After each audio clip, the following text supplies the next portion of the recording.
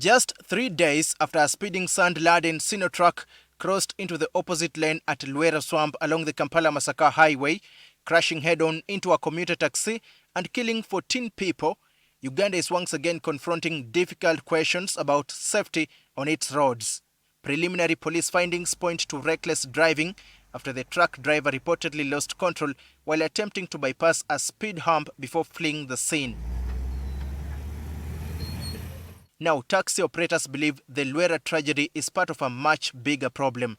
They accuse some owners of Sino trucks of hiring drivers on a trip-by-trip basis without adequately assessing their competence or familiarity with the routes they are assigned.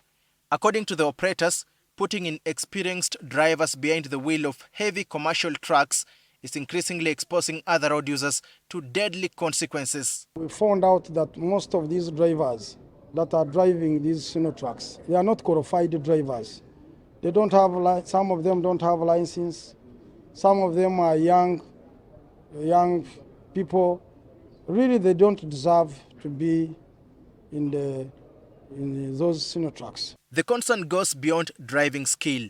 Taxi leaders say some truck drivers are dispatched onto roads they have never driven before, forcing them to make split-second decisions while operating vehicles weighing several tons.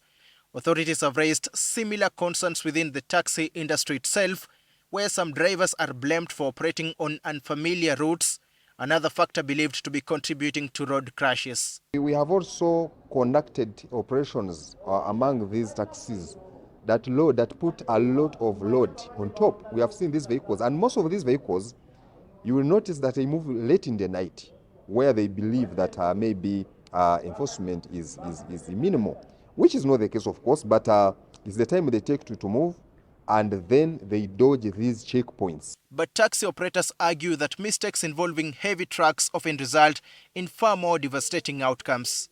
The concerns were presented to the leadership of the Directorate of Traffic and Road Safety during a meeting held Thursday at the National Mosque in the capital, Kampala. We had an engagement with the leadership of those Sino trucks, and we came up with some agreed position to ensure that there is discipline on the road, because they are reckless, they overload sand and those things of aggregates and all that.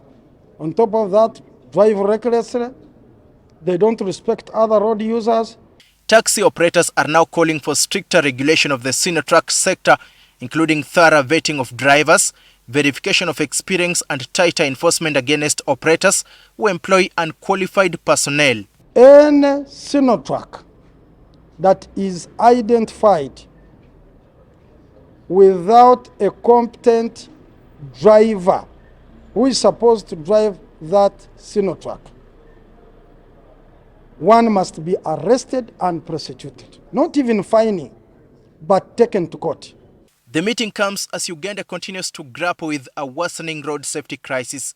Police statistics show the country recorded more than 26,000 road crashes in 2025, claiming at least 4,600 lives, an average of nearly 15 deaths every day.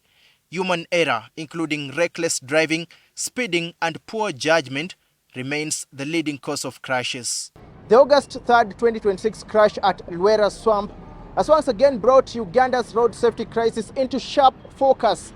Taxi operators say the issue is not just enforcement but competence, questioning whether some drivers entrusted with heavy commercial trucks have the skills and experience to operate them safely. They believe stricter vetting could help save lives. Daniel Kibet, NTV, Kampala.